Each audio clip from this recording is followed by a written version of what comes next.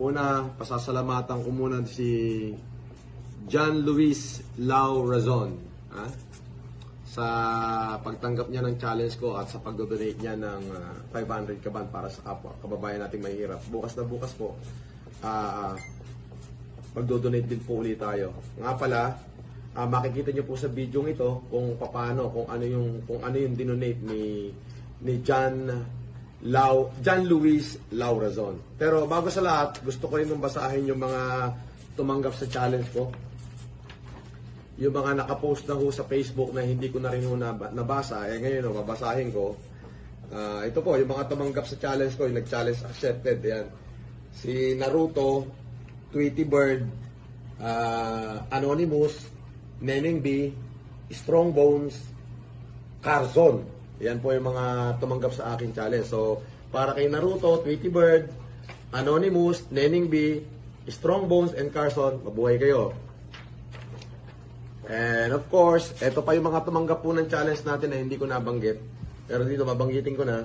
Si Tommy, Brothers, Marvin, Rocio, Dan Brian, Makalintal, Jernel Auri, si Cara George, Dimagila, Christopher Lanusa, Jomel Raymond Espiritu. Ayan, mga mabuhay kayo. Tumatanggap kayo sa challenge.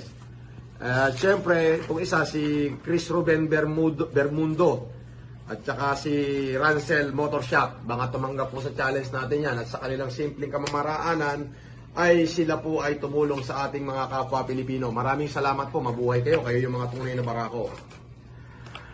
Para po kay John Luis Lau Razon. Ito po, panoorin nyo. 500 sacks. Pati na rin po yung kanyang sinasabi. Nag-donate po yan. Mabuhay ka, John Luis Lau Razon.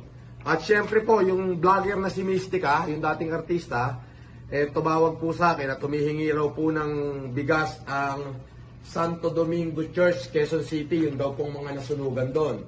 Para sa iyo, Mystica, 100 sacks of rice, ginagrant ko yan.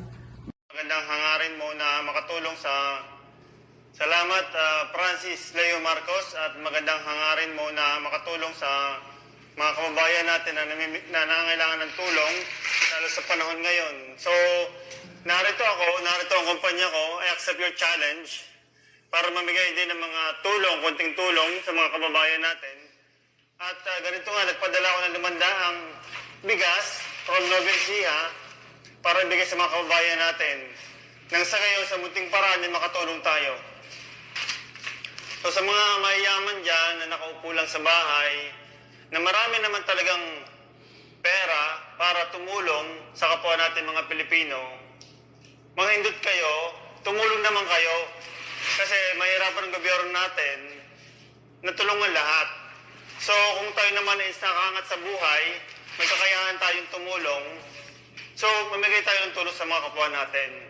Ngayon natin malalaman ang pagiging makatao natin sa ganitong sitwasyon.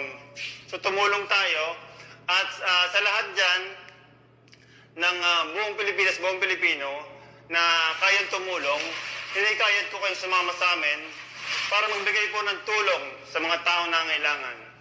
Para malagpasan natin ang ganitong sitwasyon. At sa mga tao naman po na nawawalan na po ng pag-asa dahil nahihirapan po sa ganitong problema, huwag po kayo mawawalan ng pag-asa, magdasal lang po tayo at darating po ang tulong. Darating po ang tulong sa inyo. Tutulungan po namin kayo kasama ang kumpanya ko at ang mga tao pong parating pa. Alam ko po marami pa po yung mabubuting kalooban para tumulong sa inyo.